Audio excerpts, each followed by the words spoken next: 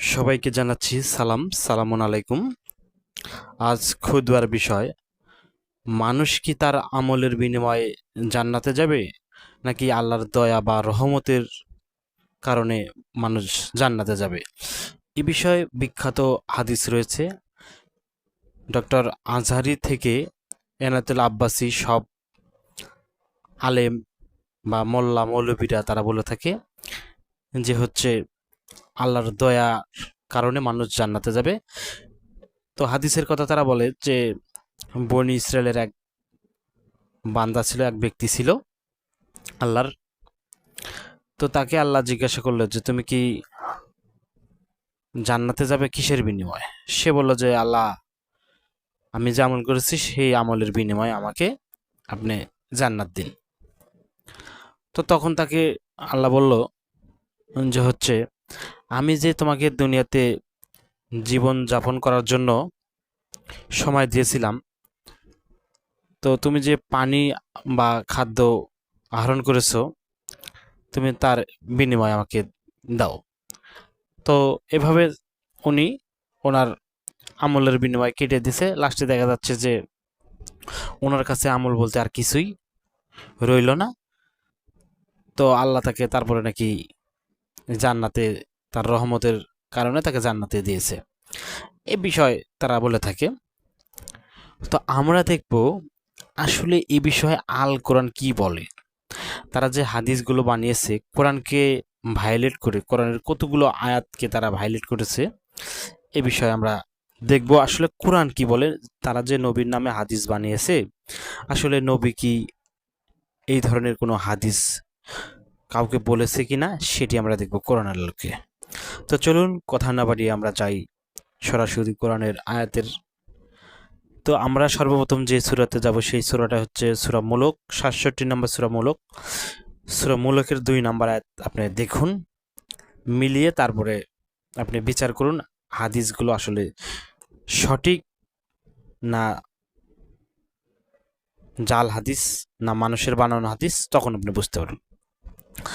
তো এখানে বলা হচ্ছে, যিনি সৃষ্টি করেছেন মরণ ও জীবন যাতে তোমাদেরকে পরীক্ষা করবেন, আমলের দিক দিয়ে তোমাদের মধ্যে কোন ব্যক্তি সর্বোত্তম, তিনি মহা শক্তিধর, অতি ক্ষমাশীল। তো এখানে আমরা দেখলাম আরেকটা বিষয়। এখানে এই মোল্লারা দেখেন এখানে কোরআনের আয়াতে ব্র্যাকেট ঢুকিয়ে তারা নিজেদের বক্তব্য বা নিজেদের মত তারা এখানে প্রকাশ করেছে। তাহলে আল্লাহ কি এই ব্র্যাকেট বা তাদের যে মন্তব্য, তারা যে মানুষকে এটা বোঝাতে চাচ্ছে, সেটি কি বলতে ভুলে গিয়েছে? মাজ আল্লাহ আউজুবিল্লাহ আনাকুন আমাল জাহিলিন। তারা কোরআনের ব্র্যাকেট ঢুকিয়ে মনে হচ্ছে আল্লাহ ভুল করেছে আর সেটি মোল্লারা সংশোধন করছে। তো আসলে আমরা যদি কোরআনের যে শাব্দিক অনুবাদ সেটি যদি পড়ি তাহলেই কিন্তু আমরা বুঝতে পারি। তো এখানে আল্লাহ বলতেছেন, যিনি সৃষ্টি করেছেন মরণ ও জীবন যাতে তোমাদেরকে পরীক্ষা করেন, আমলের দিক দিয়ে তোমাদের মধ্যে সর্বোত্তম কে। আর আল্লাহ হচ্ছে মহাশক্তিধর আর অতি ক্ষমাশীল। তো একই ধরনের আয়াত আমরা আরও দেখতে পাই 11 নম্বর সূরা হুদের 7 নম্বর আয়াতে। এখানে দেখুন বলা হচ্ছে কি, আর তিনি আসমানসমূহ আর জমিনকে 6 দিনে সৃষ্টি করেছেন, ইতিপূর্বে তার আরশ ছিল পানির উপর। এখানেও তারা কোরআনে ব্র্যাকেট ঢুকিয়েছে। তা আমি ব্র্যাকেট পড়ি না এই কারণে যে আল্লাহ তো আর এগুলো বলতে ভুলে যাননি। তারপর দেখুন কি বলা হচ্ছে এখানে, তোমাদেরকে পরীক্ষা করার উদ্দেশ্যে যে তোমাদের মধ্যে আমলের ক্ষেত্রে কারা শ্রেষ্ঠ।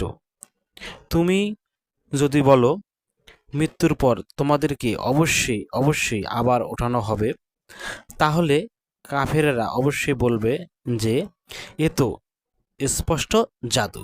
তো আমরা এই দুটি আয়াতে দেখলাম যে আল্লাহ মানুষকে সৃষ্টি করেছে কি কারণে? পরীক্ষা করার জন্য। আর আমলের দিক দিয়ে কারা সবচেয়ে শ্রেষ্ঠ। তো আমল করলে আমাদের আসলে লাভ কি? আল্লাহ কিন্তু সৃষ্টি করেছে আমাদেরকে আমল করার জন্য। আবার আমরা যদি হাদিস পড়ি সেখানে দেখতে পাই যে কোনো মানুষ তার আমলের বিনিময়ে জান্নাতে যেতে পারবে না। এবং কি নবীও এই হাদিসে বলা আছে। হাদিসগুলো আমি নিয়ে এসে আপনাদেরকে দেখাবো, কিন্তু আয়াত কিন্তু বলতেছে যে হচ্ছে আল্লাহ মানুষকে সৃষ্টি করেছে পরীক্ষা করার জন্য, আর কি জন্য? আমলের দিক দিয়ে তোমাদের মধ্যে কারা সবচেয়ে বেশি শ্রেষ্ঠ, এই আয়াত দুটো তাই কিন্তু প্রমাণ করে।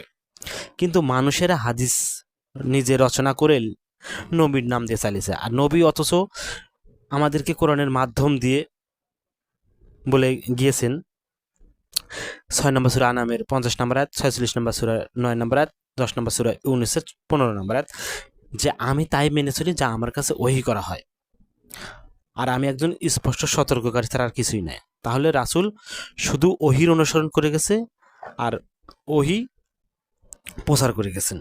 সেটি 21 নম্বর সূরার 45 নম্বর আয়াতে আমরা দেখতে পাই যে তুমি ওহীতে মানুষকে সতর্ক করো। কিন্তু এক শ্রেণীর মানুষ তারা কোরআন বাদ দিয়ে অন্য কিছু দিয়ে মানুষকে সতর্ক করছে, আবার তারা মনে করছে যে হচ্ছে আমরা হচ্ছে ইসলামের সঠিক পথে আছি, মানুষকে ইসলামের দিকে আহ্বান করছি, অথচ তারা কিন্তু কোরআনের বিপরীত কাজ করে তারা মনে করছে যে আমরা সঠিক পথে আছি। যাই হোক, আমরা দেখবো আসলে আমল করলে আমাদের লাভ কি, আর আমরা আমল কেনই বা করব, আমাদের লাভ কি। কারণ মানুষ তো সবসময় লাভটাই খোঁজে। আসুন আমরা দেখবো আসলে আমল করলে আমাদের লাভটা কি।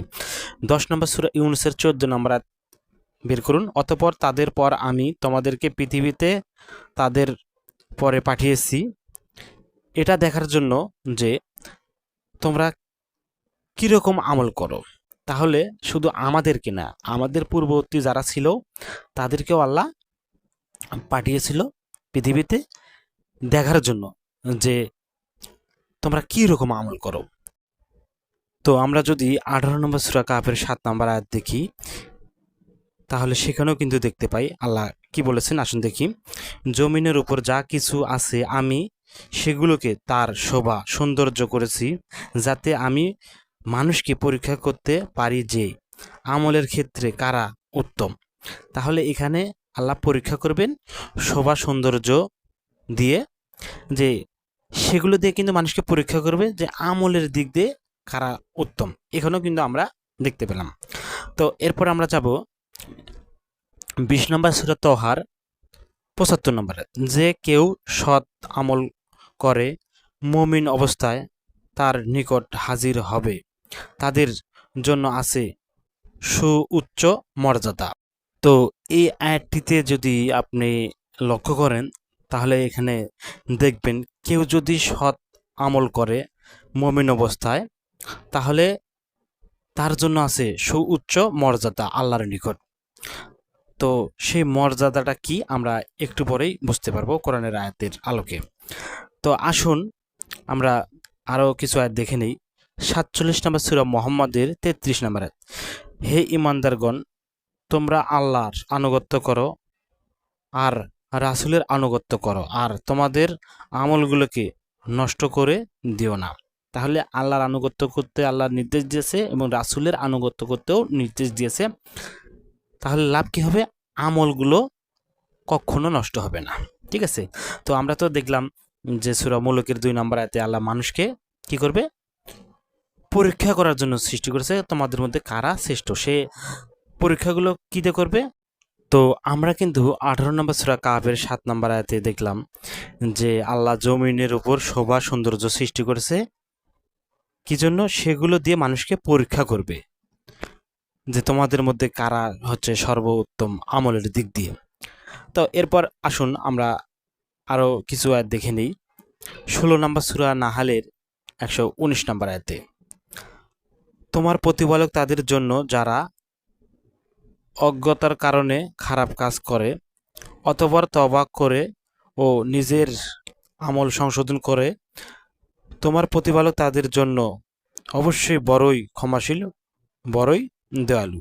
তাহলে এখানে আমরা দেখলাম যে কোনো মানুষ যদি ভুলবশত কোরআন আগে পড়েনি, পরে জানার পরে সে বুঝতে পেরেছে যে আগে যা করেছে সেগুলো হচ্ছে ভুল, তো সেগুলোকে আল্লাহ কী করবে? মাফ করে দিবে, ক্ষমা করে দিবেন। কি কারণে? আল্লাহ হচ্ছে বড়ই ক্ষমাশীল, বড়ই দয়ালু। সে যদি নিজেকে সংশোধন করে, মানে তওবা মানে নিজেকে আল্লাহর পথে ফিরে নিয়ে আসে আর নিজে সংশোধন হয়, তাহলে আল্লাহ তাকে ক্ষমা করে দিবে। তো এরপর আমরা আবার যাব 18 নম্বর সূরা কাফের 110 নম্বর আয়াতে। তো সেখানে কিন্তু রাসূলকে দিয়ে আল্লাহ শিক্ষা দিচ্ছেন। আমরা কিন্তু ওই হাদিসে দেখতে পাই কোনো মানুষ নাকি তার আমলের বিনিময়ে জান্নাতে যেতে পারবে না।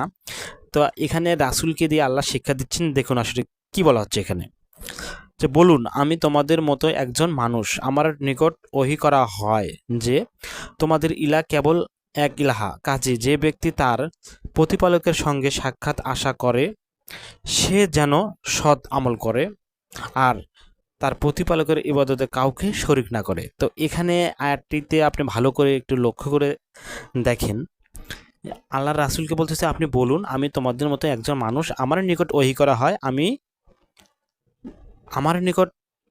করা হয় যে তোমাদের ইলাহ কেবল একমাত্র ইলাহ, কাজে যে ব্যক্তি তার প্রতিপালকের সাথে সাক্ষাৎ করতে চায় সে যেন সৎ আমল করে। তাহলে রাসূল এই কথা বলার পরে সে কি বলতে পারে কোনো মানুষকে যে কোনো মানুষকে তার আমলের বিনিময়ে জান্নাতে দেওয়া হবে না বা যেতে পারবে না? তখন সাহাবীরা নাকি তাকে জিজ্ঞাসা করেছে আপনাকেও নয়, সে বলছে আমাকেও নয়। তো এই হাদিসগুলো আমরা দেখবো এই হাতের সাথে আসলে কতটুকু মিল আছে বা সাংঘর্ষিক, তখন আপনারা বুঝতে পারবেন। তো এগুলো আমরা দেখলাম দুনিয়ার জীবনে। এখন আমাদের যখন মৃত্যু ঘটাবে তখন আসলে আমাদেরকে ফেরেশতারা কি বলবে, আসুন আমরা দেখি। এই 16 নম্বর সূরা নাহালের আপনি 32 নম্বর আয়াত বের করুন, সেখানে দেখুন কি বলা হচ্ছে। ফেরেশতারা যাদের মৃত্যু ঘটায় পবিত্র অবস্থায় এই বলে যে তোমাদের উপর শান্তি বর্ষিত হোক, আরবিতে সালামুন আলাইকুম, তোমরা যে আমল করতে তার ফল হিসেবে জান্নাতে প্রবেশ করো। তাহলে এখানে ফেরেশতারা কি বলতেছে, যে তোমরা যে আমল করেছিলে তোমাদের উপর শান্তি বর্ষিত হোক, তোমরা যে আমল করেছিলে তার ফল হিসেবে তোমরা জান্নাতে প্রবেশ করো। তাহলে আপনি যদি আমল করেন, সৎ আমল করেন, এখানে কিন্তু বলা হচ্ছে না যে আপনি সালাত পড়েছেন এই কারণে আপনার উপর শান্তি বর্ষিত হোক, বা আপনি নামাজ পড়ার কথা তো আল কোরআনে নেই। তো আমরা কিন্তু মোল্লা মৌলবীদের কাছে শুনে থাকি যে কিয়ামতের দিন সর্বপ্রথম নাকি আল্লাহ বান্দার কাছে নামাজের হিসাব নেবেন, যে তার নামাজ ঠিক আছে, তার নাকি সবই হিসাব সে দিতে পারবে। তো এগুলো আসলে কোনো ভিত্তি নেই আল কোরআনে। নামাজ পড়ার কথা আল কোরআনে কথাও নেই, কারণ সালাতুলিকরা শব্দ কোরআনে নেই। সালাত কিন্তু পড়ার জিনিস না, সালাত বই না যে আপনি নামাজ বই না যে আপনি পড়বেন।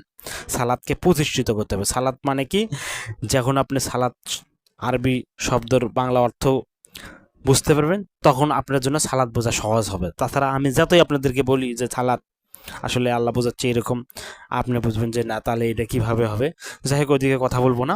তো এখানে আমরা দেখলাম ফেরেশতারা অর্থাৎ মালাইকারা যাদের জান কবজ করবে তাদেরকে বলবে তোমাদের উপর শান্তি বর্ষিত হোক আর তোমরা কি করো, জান্নাতে প্রবেশ করো, কারণ তোমরা সৎ আমল করেছিলে। তো এটি আমরা দেখলাম মৃত্যুর সময় ফেরেশতারা বলবে কিসের কারণে, আমলের কারণে। এরপর আমরা আল্লাহর সামনে যখন হাজির হব তখন দেখব আসলে আমাদের আমলগুলো কিভাবে আল্লাহ দিবেন, আর তাদেরকে যে উচ্চ মর্যাদার কথা আল্লাহ ওয়াদা দিয়েছে তা আসলে সে মর্যাদাটা কি আমরা আয়াতগুলো পড়লে কিন্তু বুঝতে পারবো।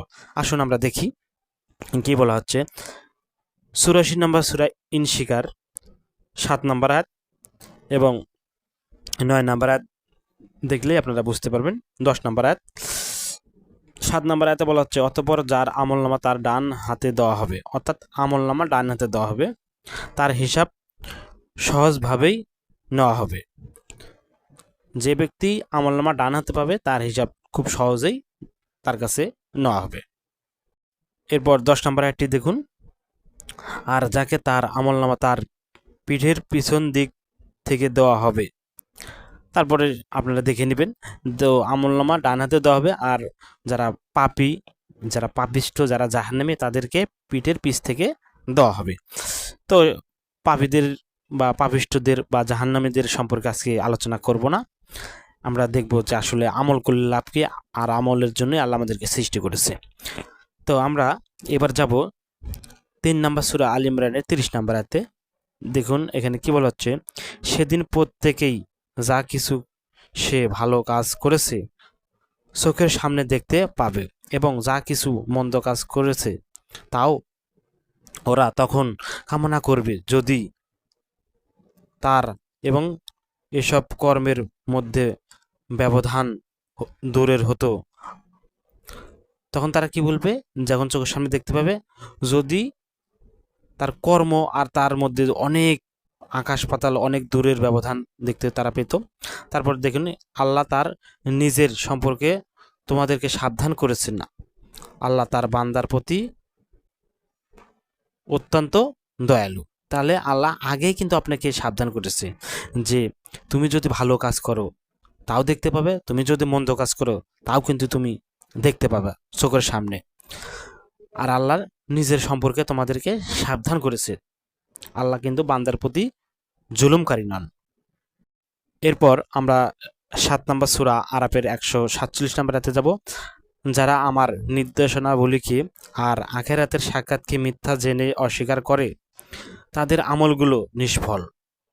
তারা যা করত সে অনুযায়ী প্রতিফল ছাড়া তারা কি আর আশা করতে পারে? এখানে আমরা দেখলাম যারা আল্লাহর আয়াতগুলোকে অস্বীকার করে, আল্লাহর সাক্ষাৎকে যারা মিথ্যা জানে, তাদের আমলগুলো নিষ্ফল হয়ে যাবে। আর তারা যা করত তার প্রতিফল ছাড়া তারা কি আর কিছু পেতে পারে? এরপর আমরা যাব 6 নম্বর সূরা আনামের 132 নম্বর আয়াত। প্রত্যেককে তার আমল অনুযায়ী মর্যাদা দেওয়া হবে, আর তারা যা করে সে ব্যাপারে তোমার প্রতিপালক বেখবর নন। তাহলে এখানে আমরা দেখলাম প্রত্যেককে, কোনো ব্যক্তি বাদ যাবে না, প্রত্যেক ব্যক্তিকে তার আমল অনুযায়ী মর্যাদা দেওয়া হবে, আর তোমার প্রতিপালক সেই ব্যাপারে বেখবর নন, যে তাকে কেউ জানাতে হবে, যে সুপারিশ করতে হবে তার কাছে, এরকম না। ঠিক আছে, আপনারা যদি আয়াতগুলো ধারাবাহিকভাবে মিলিয়ে দেখেন তাহলে কিন্তু বিষয়টি আপনার কাছে একদম পরিষ্কার হয়ে যাবে। তারপর আমরা 11 নম্বর সূরা হুদের 11 নম্বর আয়াতে যাব। সেখানে দেখি কি বলা হচ্ছে, তবে যারা ধৈর্য ধারণ করেছে এবং সৎ কার্য করেছে তাদের জন্য ক্ষমা ও বিরাট প্রতিদান রয়েছে। তাহলে সে প্রতিদান কি? সেই প্রতিদান আমরা পাবো, সেটি কি? কোরআনই আমাদেরকে বলে দেবে। এরপর 11 নম্বর সূরা হুদের 111 নম্বর আয়াত। আর যত লোকই হোক না কেন, যখন সময় হবে তোমার প্রভু তাদের সকলকেই আমলের প্রতিদান পুরোপুরি দান করবেন। তিনি নিশ্চয় তিনি তাদের যাবতীয় কার্যকলাপের খবর রাখেন। তাহলে এখানে আমরা দেখলাম যত লোকই হোক কি করবেন? যখন সময় হবে তখন প্রতিপালক বা আল্লাহ তাদেরকে তাদের আমলের প্রতিদান পুরোপুরি দান করবেন। নিশ্চয়ই তিনি যাবতীয় কার্যকলাপে বেখবর নন। তারা যা করে সে ব্যাপারে আল্লাহ কিন্তু মোটেও গাফিল নন, বা তার কাছে অদৃশ্য কিছু যে তিনি জানেন না, এমন না। তো আমলগুলো এখন কিছু কিছু আমল আল্লাহ নষ্ট করে দিবেন। আসুন আমরা সেগুলো দেখি।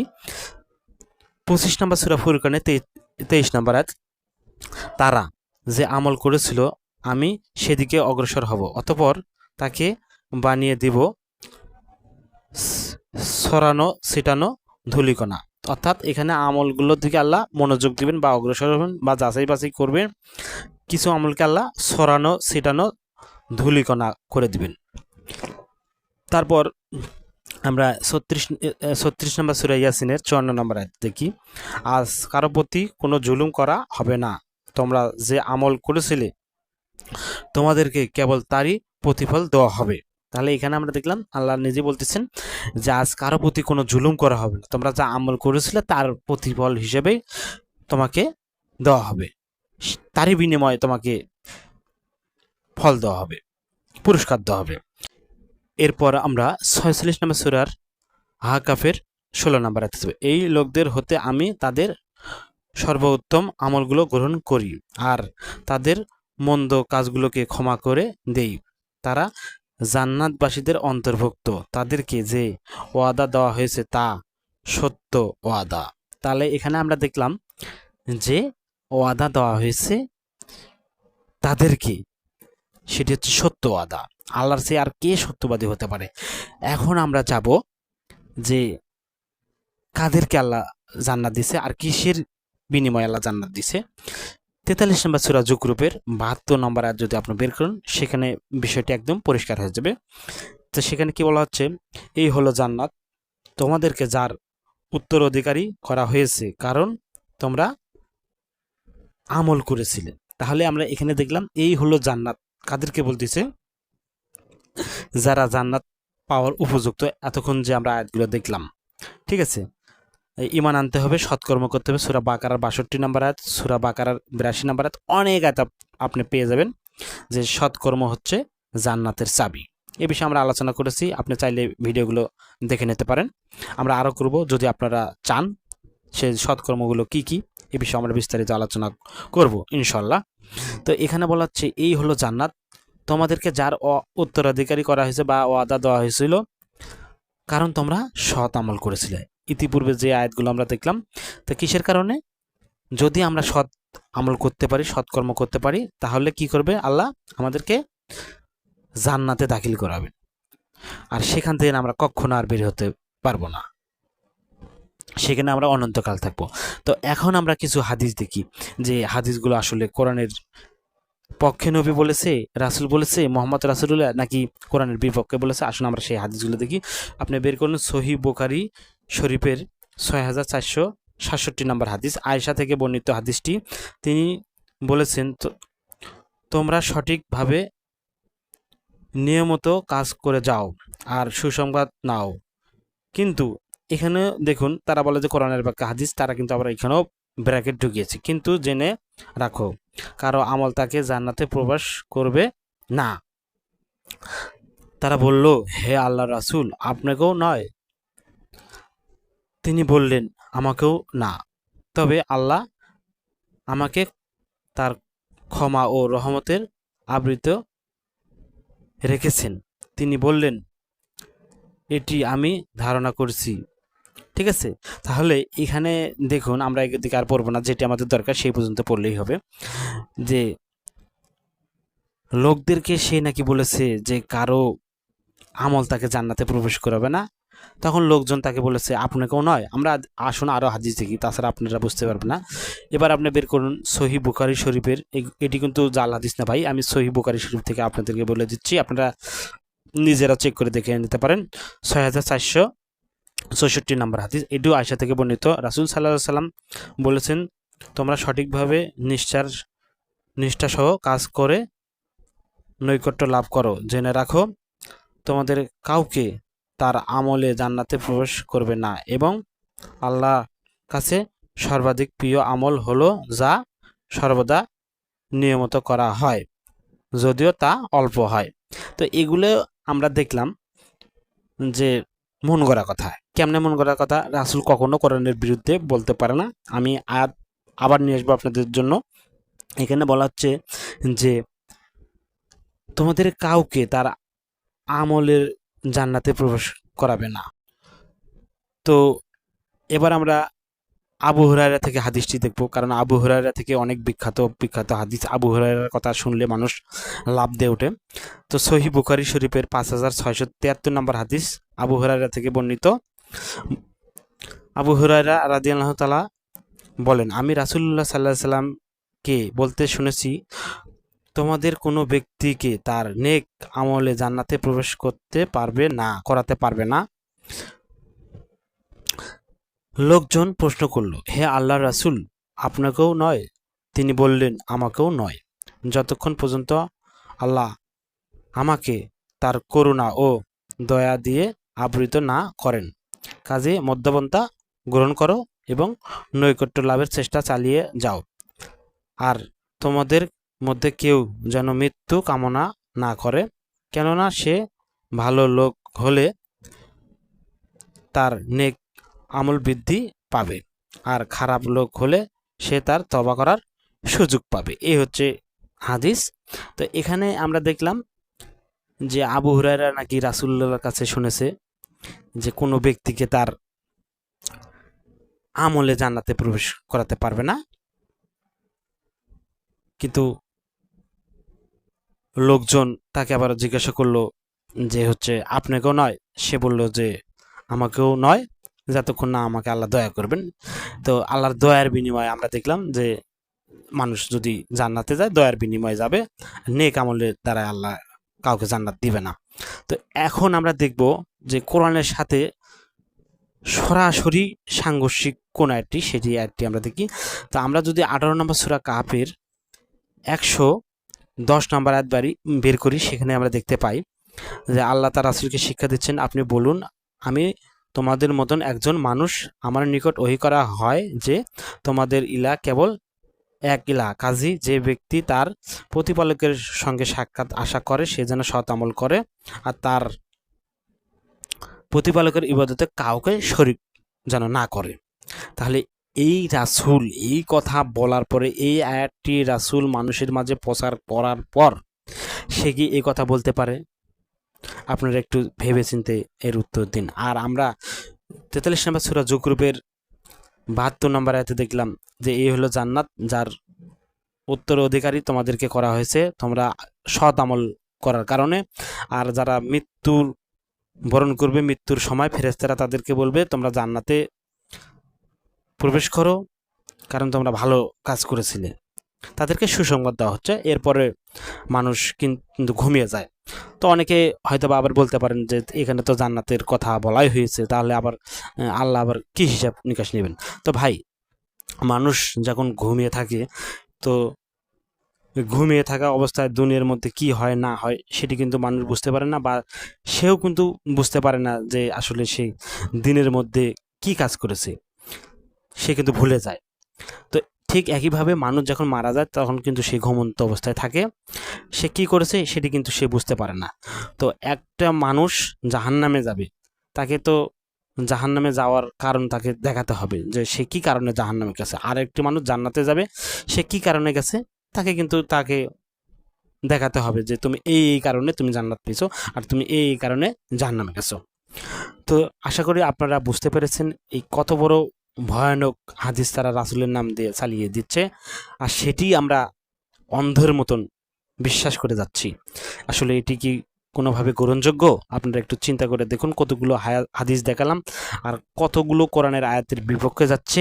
আরও অনেক আয়াত আছে সৎ আমলের কথা, সৎ কাজের কথা আল্লাহ বারে বারে নির্দেশ দিচ্ছে, রাসূল সেগুলো প্রচার করেছে, আর সেগুলো মানুষ না মেনে মানুষ এই হাদিসের পিছনে পড়ে জীবন কাটাচ্ছে। আর যখন আপনি কোরআনের কথা বলবেন তখন আপনার বিরুদ্ধে তারা ষড়যন্ত্র করে, আপনাকে মারার জন্য তারা আক্রমণ করে। আমরা দেখতে পাই 22 নম্বর সূরার সম্ভবত 73 নম্বর আয়াতে যে যখন লোকদের সম্মুখে কোরআনের আয়াত তেলাওয়াত করা হয় তখন ওই ব্যক্তিকে তারা মারার জন্য তারা কি করে, আক্রমণ করে।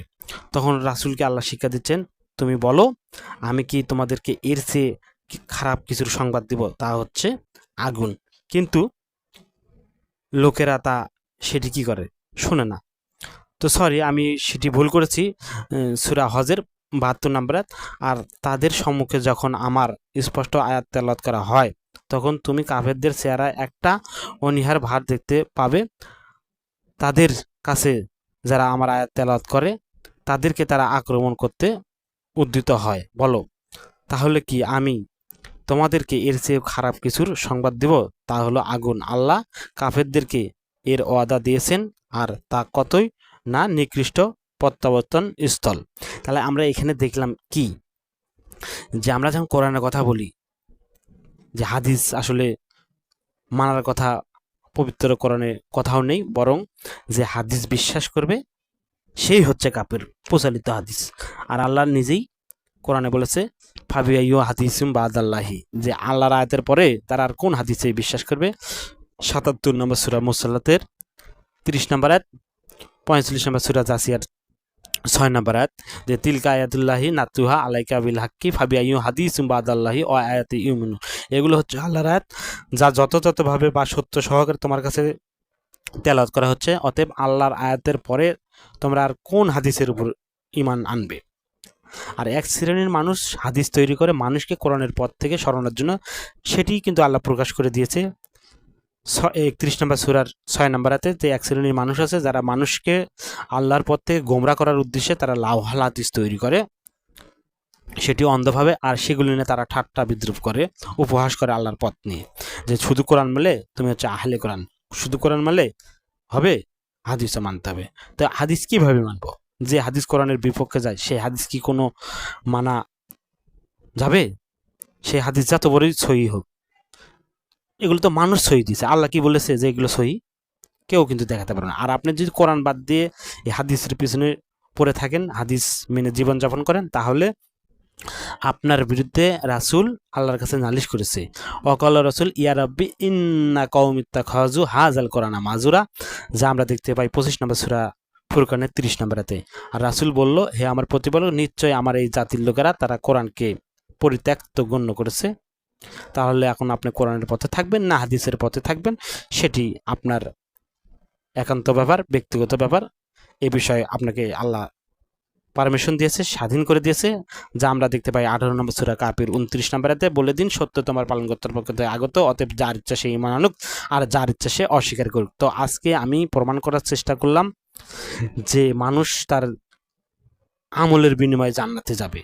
মানুষ আল্লাহর দয়াতে জান্নাতে যাবে না, আর আল্লাহ কাউকে তার দয়ার বিনিময়ে জান্নাতে দিবেন না। যদি মনে করেন যে আল্লাহ তার দয়ার বিনিময়ে জান্নাতে দিবে, তাহলে কাফেরেরা কি অপরাধ করেছে?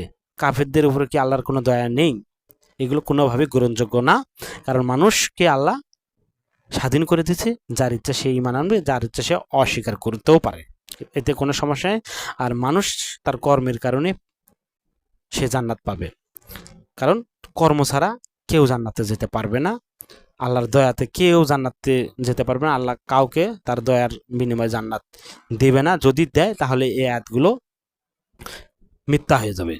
মাআযাল্লাহ, আল্লাহর আয়াত কখনো মিথ্যা হতে পারে না, এটি আমি মানতে পারি না। আপনারা মানবেন কি না মানবেন সেটি আপনাদের ব্যাপার।